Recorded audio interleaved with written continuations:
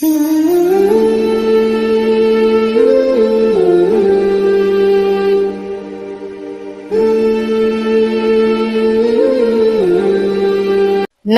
ونصلي على رسوله الكريم اما بعد فاعوذ باللہ من الشیطان الرجیم بسم اللہ الرحمن الرحیم۔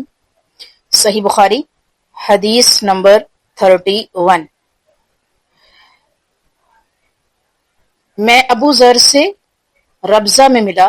وہ ایک جوڑا پہنے ہوئے تھے اور ان کا غلام بھی جوڑا پہنے ہوئے تھا۔ میں نے اس کا سبب دریافت کیا تو کہنے لگے کہ میں نے ایک شخص یعنی غلام کو برا بھلا کہا تھا اور اس کی ماں کی غیرت دلائی، یعنی گالی دی ماں کی۔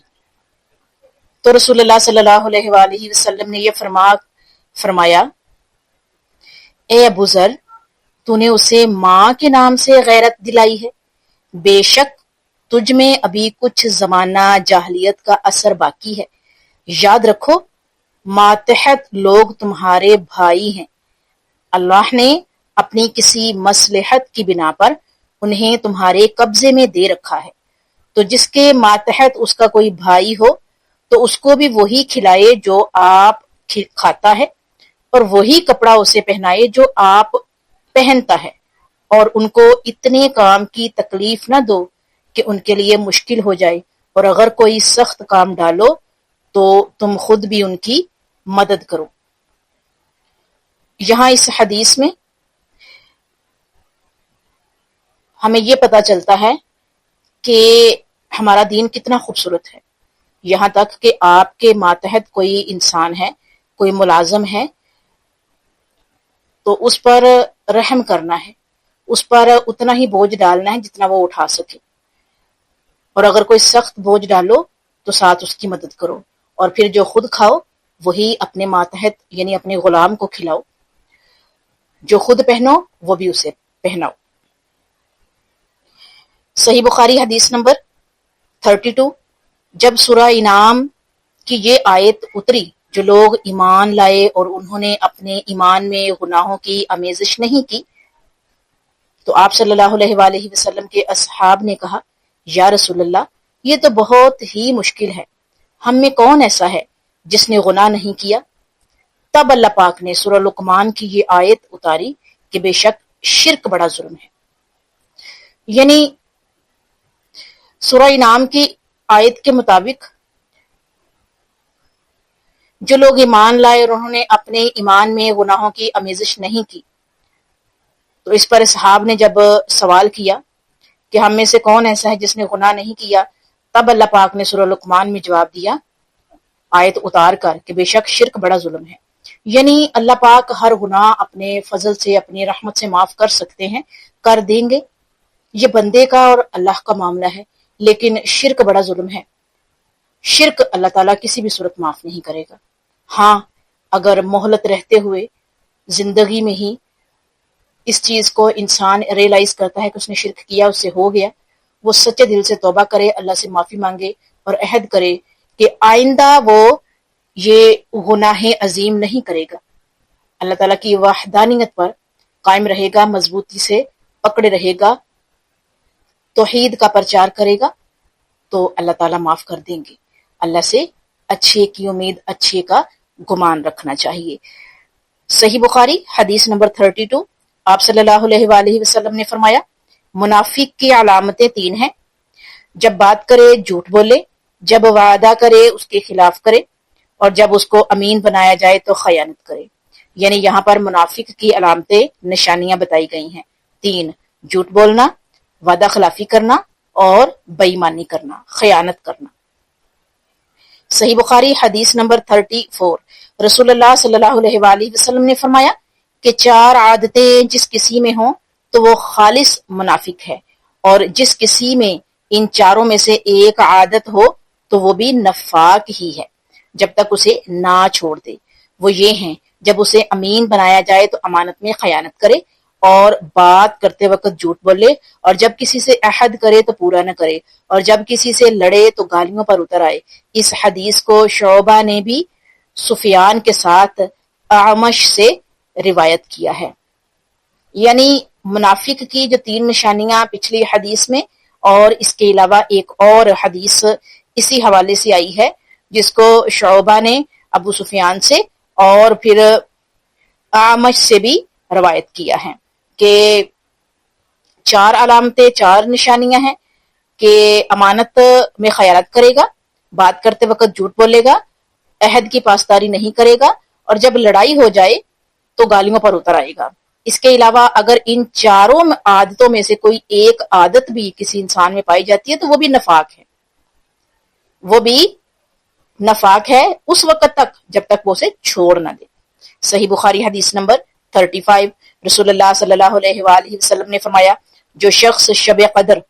ایمان کے ساتھ محض ثواب آخرت کے لیے ذکر و عبادت میں گزارے، اس کے گزشتہ گناہ بخش دیے جاتے ہیں۔ یہاں پر چونکہ ایمان کا تذکرہ، ایمان کا ذکر ہے، تو شب قدر کا بھی ذکر ہے جو کہ ماہ رمضان کے آخری عشرے میں کوئی ایک رات ہے۔ تو محض ثواب کی نیت سے، یعنی کہ آخرت کے ثواب کی نیت سے اگر ذکر و عبادت میں اگر کوئی شخص گزارتا ہے تو اس کے پچھلے گناہ معاف کر دیے جاتے ہیں۔ صحیح بخاری حدیث نمبر 36، آپ صلی اللہ علیہ وآلہ وسلم نے فرمایا کہ جو شخص اللہ کی راہ میں جہاد کے لیے نکلا، اللہ اس کا ضامن ہو گیا۔ اللہ تعالیٰ فرماتا ہے، اس کو میری ذات پر یقین اور میرے پیغمبروں کی تصدیق نے اس سرفروشی کے لیے گھر سے نکالا ہے۔ میں اس بات کا ضامن ہوں کہ یا تو اس کو واپس کر دوں ثواب اور مال غنیمت کے ساتھ، یا شہید ہونے کے بعد جنت میں داخل کر دوں۔ رسول اللہ صلی اللہ علیہ وآلہ وسلم نے فرمایا، اور اگر میں اپنی امت پر اس کام کو دشوار نہ سمجھتا تو لشکر کا ساتھ نہ چھوڑتا، اور میری خواہش ہے کہ اللہ کی راہ میں مارا جاؤں، پھر زندہ کیا جاؤں، پھر مارا جاؤں، پھر زندہ کیا جاؤں، پھر مارا جاؤں۔ یہاں پر ہجرت اللہ کی راہ میں، خالص اللہ کی راہ میں ثواب کی نیت سے ہجرت کی اہمیت، فضیلت واضح لفظوں میں بیان کر دی گئی ہے کہ اللہ تعالیٰ اس کا ضامن ہو جاتا ہے جو اللہ کے لیے اللہ کی راہ میں نکلتا ہے۔ اگر وہ زندہ سلامت واپس لوٹتا ہے تو پھر اللہ تعالیٰ کی طرف سے مال غنیمت اور ڈھیروں ثواب، اور اگر وہ زندہ واپس نہیں آتا تو شہید ہو کر جنت میں داخل کر دیا جاتا ہے اللہ کی طرف سے۔ اور رسول اللہ صلی اللہ علیہ وآلہ وسلم کا بھی فرمان ہے کہ اپنی امت پر اس کام کو دشوار نہ سمجھتا تو لشکر کا ساتھ نہ چھوڑتا، جہاد کا ساتھ نہ چھوڑتا، جہاد کا راستہ نہ چھوڑتا۔ اور پھر کیا کہا کہ میری خواہش ہے کہ اللہ کی راہ میں مارا جاؤں، پھر زندہ کیا جاؤں، پھر مارا جاؤں، پھر زندہ کیا جاؤں، پھر مارا جاؤں۔ اس قدر عظمت ہے، مقام ہے، مرتبہ ہے شہید کا اور اللہ کی راہ میں ہجرت کرنے کا۔ صحیح بخاری حدیث نمبر 37، نبی کریم صلی اللہ علیہ وآلہ وسلم نے فرمایا، جو کوئی رمضان میں راتوں کو ایمان رکھ کر اور ثواب کے لیے عبادت کرے، اس کے اگلے گناہ بخش دیے جاتے ہیں۔ اب یہاں پر ماہ رمضان کی راتوں کا جو ہے وہ تذکرہ ہے، اور ماہ رمضان کی راتوں میں خالص اللہ کے لیے ثواب کی نیت سے خالص اللہ کے لیے عبادت کرنے کا تذکرہ، اور پھر یہ کہ گناہوں کی بخشش کا تذکرہ ہے کہ جو ماہ رمضان کی راتوں میں ایمان رکھ کر، اپنے ایمان کو رکھ کر ثواب کی نیت سے، ثواب کے لیے، اللہ کی رضا کے لیے، اللہ کی خوشنودی کے لیے عبادت کرے، اس کے گناہ بخش دیے جاتے ہیں۔ حدیث نمبر 38، صحیح بخاری، نبی کریم صلی اللہ علیہ وآلہ وسلم نے فرمایا، جس نے رمضان کے روزے ایمان اور خالص نیت کے ساتھ رکھے، اس کے پچھلے گناہ بخش دیے گئے۔ یہاں پر پچھلے گناہوں کا تذکرہ آیا ہے کہ جو پچھلے گناہ بخش دیے گئے۔ اب اس سے مراد جو ہے وہ یہ مت لیجئے گا کہ وہ گناہ جو کہ کبیرہ گناہ ہیں ان کی معافی آپ کو مانگنی ہے، کثرت سے مانگنی ہے اور مانگتے رہنا ہے، اور جو شرک ہے اس پہ بھی توبہ کرنی ہے۔ اللہ تعالیٰ پچھلے گناہ معاف فرما دیتے ہیں جو ماہ رمضان کے روزے ایمان اور خالص نیت کے ساتھ اللہ کی خوشنودی اور رضا کے لیے رکھتے ہیں اور عبادت کرتے ہیں۔ صحیح بخاری حدیث نمبر 39، نبی کریم صلی اللہ علیہ وآلہ وسلم نے فرمایا، بے شک دین آسان ہے اور جو شخص دین میں سختی اختیار کرے گا تو دین اس پر غالب آ جائے گا اور اس کی سختی نہ چل سکے گی. بس اس لیے اپنے عمل میں پختگی اختیار کرو اور جہاں تک ممکن ہو میانہ روی برتو اور خوش ہو جاؤ کہ اس طرز عمل سے تم کو دارین کے فوائد حاصل ہوں گے. اور صبح اور شام اور دوپہر اور کسی قدر رات میں عبادت سے مدد حاصل کرو. نماز 5 وقتہ بھی مراد ہو سکتی ہے کہ پابندی سے ادا کرو. نبی صلی اللہ علیہ وآلہ وسلم نے فرمایا بے شک دین آسان ہے، بے شک دین آسان ہے. اللہ نے دین میں سختی نہیں رکھی. جو شخص دین میں سختی اختیار کرے گا تو دین اس پر غالب آ جائے گا اور اس کی سختی نہ چل سکے گی. یہاں پر جو ہے وہ صبح دوپہر اور شام اور کسی قدر رات، یعنی صبح فجر،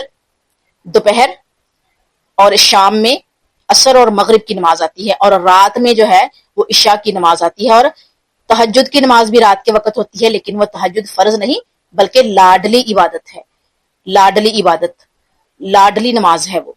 ٹھیک ہے، تو اس وقت جو ہے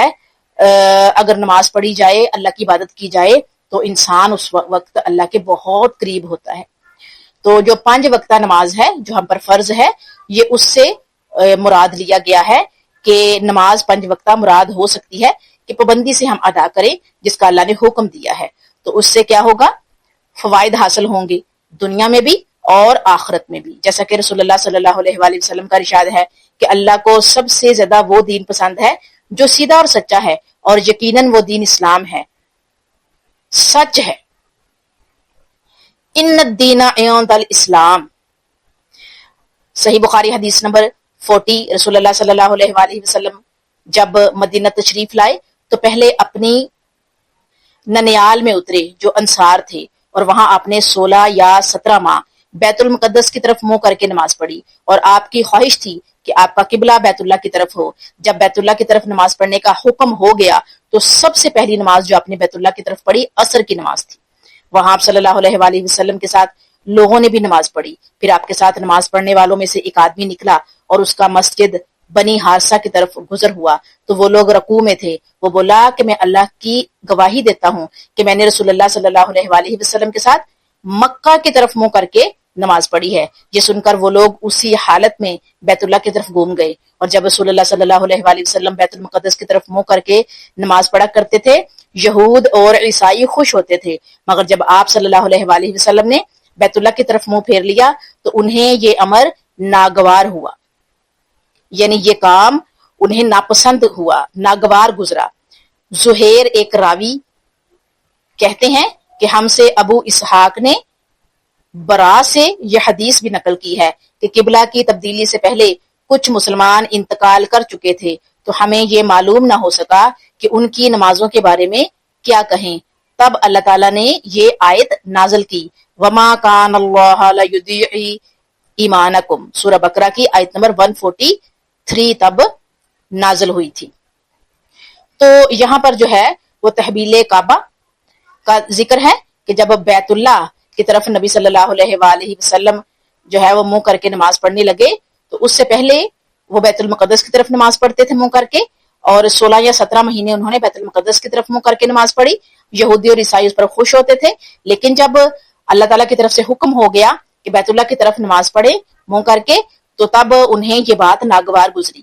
اور اسی حوالے سے جو ہے وہ ایک آدمی آپ صلی اللہ علیہ وآلہ وسلم کی امامت میں آپ صلی اللہ علیہ وآلہ وسلم کے پیچھے نماز پڑھ کے بنی حارثہ کی طرف سے گزرے تو وہاں پر بھی انہوں نے لوگوں کو رکوع میں دیکھا بیت المقدس کی طرف منہ کر کے نماز پڑھتے ہوئے. تب انہوں نے کہا کہ میں اللہ کی گواہی دیتا ہوں کہ نبی صلی اللہ علیہ وآلہ وسلم کے ساتھ مکہ کی طرف منہ کر کے نماز پڑھ کے آیا ہوں. تو ان لوگوں نے بھی کیا کیا کہ حالت نماز میں ہی اپنا منہ بیت المقدس سے بیت اللہ کی طرف موڑ لیا. صحیح بخاری حدیث نمبر 41.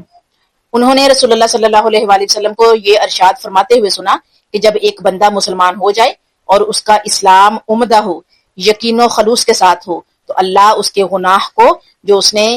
یعنی کہ اسلام لانے سے پہلے کیا معاف فرما دیتا ہے، اور اب اس کے بعد کے لیے بدلہ شروع ہو جاتا ہے. یعنی ایک نیکی کے عوض 10 گنا سے لے کر 700 گنا تک ثواب اور ایک برائی کا اسی برائی کے مطابق بدلہ دیا جاتا ہے، مگر یہ کہ اللہ تعالیٰ اس برائی سے بھی درگزر کرے اور اسے بھی معاف فرما دے، یہ بھی اس کے لیے آسان ہے۔ یہاں پر ہم نے دیکھا کہ نبی صلی اللہ علیہ وآلہ وسلم کا ارشاد ہے کہ جب ایک بندہ مسلمان ہوتا ہے اور اس کا ایمان جو ہے، اسلام جو ہے عمدہ ہو، یعنی وہ خلوص نیت کے ساتھ ایمان لے کے آئے، تو اللہ تعالیٰ اس کے وہ گناہ جو اسلام لانے سے پہلے اس نے کیے وہ معاف فرما دیتا ہے، اور اس کے